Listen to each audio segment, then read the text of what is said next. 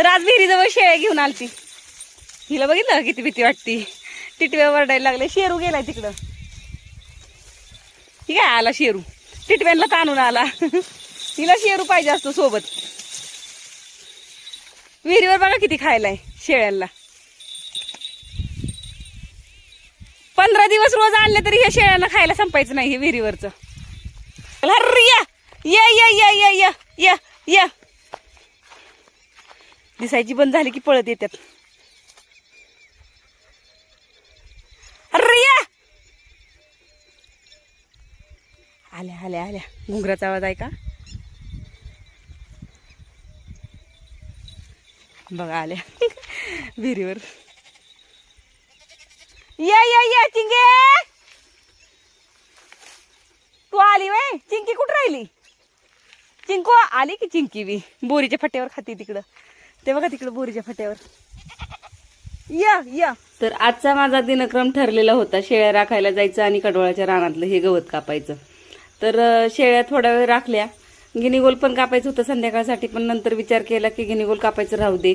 या कडवळातलं सगळं कापत कापत कडवळ पण निघेल थोडंफार. मग काय घेतले शेळ्या कडवळात. म्हणलं आजूबाजूने चरतील आणि माझं काम पण होऊन जाईल.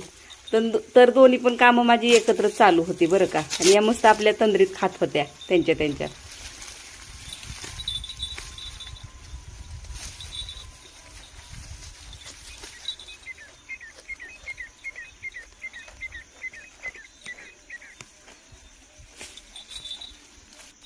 नंतर काय मी घातला आपला पेहराव, पोशाख चढवला आणि लागली गवत कापायला. तर थोडी बडीशोप नेली होती रानात. जाता जाता ती चगळायचं काम चालू होतं.